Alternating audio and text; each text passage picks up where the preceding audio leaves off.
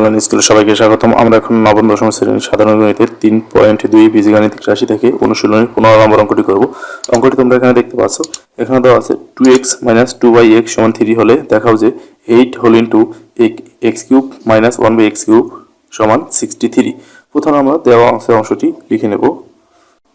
দেওয়া আছে 2x - 2y(x) = 3। এখন আমরা লেফট হ্যান্ড সাইড দিয়ে রাইট হ্যান্ড সাইড প্রমাণ করব। তার জন্য আমরা লেফট হ্যান্ড সাইডটা সর্বপ্রথম তুলে নেব। এখানে আছে 8 হোল ইনটু x³ - 1/x³। তাহলে আমাদের দেওয়া আছে অংশটা একটু ফলো করতে হবে। যেহেতু দেওয়া আছে অংশে এখানে x এর সঙ্গে 2 আছে, x এর উপর এখানে 2 আছে, তাহলে আমাদের প্রমাণ করতে হবে যে এই অংশটা আমাদের যে লেফট হ্যান্ড সাইড সেই অংশে কিন্তু এখানে x এর সঙ্গে কিন্তু কোনো সংখ্যা নেই, কিন্তু x এর বাইরে এখানে গুণ অবস্থায় আছে। তাহলে আমাদের এখানে x এর সঙ্গে 2 নেওয়ার জন্য, x এর উপরে এখানে 2 নেওয়ার জন্য আমাদের এইটাকে দিয়ে গুণ করে দিতে হবে। তাহলে আমরা এই 2টা তৈরি করতে পারবো। তাহলে এই 8 দ্বারা গুণ করলে হবে 8x³ মাইনাস এই 8 দ্বারা গুণ করলে 8 সবসময় উপরের সঙ্গে গুণ হয়, তাহলে 8/x³। এখন আমরা জানি 8 কে ভাঙানো যায় 2³ দিয়ে, এবং এখানে 8 কে আমরা 2³ যদি ধরি 2³ আর x³, তাহলে আমরা একবারে 2x হোল কিউব দিয়ে দিতে পারি। এখানেও একই কথা, এখানে যদি আমরা 2³ ধরি এটির পরিবর্তে, তাহলে 2³/x³ আমরা একইভাবে 2/x একইভাবে হোল কিউব দিয়ে দিতে পারি একসঙ্গে।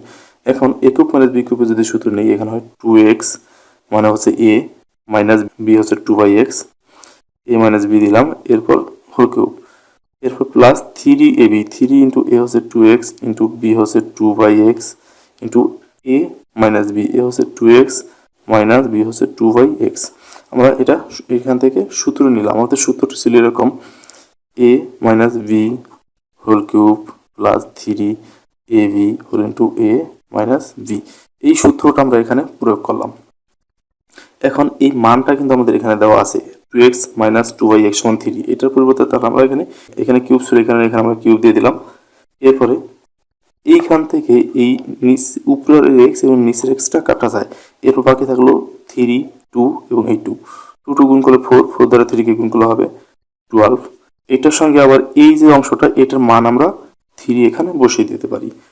3 কে কিউব করলে হবে 27 প্লাস এই 12 এর সঙ্গে 3 গুণ করলে 3 × 12 = 36 অর্থাৎ 36। এখন এই দুটো যোগ করলে হয় 63।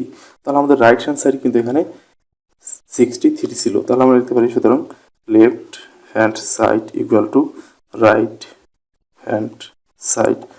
যেহেতু দেখাতে বলা হয়েছে, আমরা প্রুফ না লিখে শুড লিখবো। এখানে শুড খুব ইজি একটি অঙ্ক। একটু সূত্র ভালোভাবে জানলে, একটু প্র্যাকটিস করলেই অঙ্কটা করা যায়। আশা করি বুঝতে পেরেছো। এরপর যদি না বুঝে থাকো আমাকে কমেন্ট করে জানাও, আমি বুঝে দেওয়ার চেষ্টা করব। আর আমার ভিডিওটি ভালো লাগলে এখনই আমার চ্যানেলটি সাবস্ক্রাইব করো এবং আমার ভিডিওটি লাইক, কমেন্টস এবং শেয়ার করো। ধন্যবাদ সবাইকে।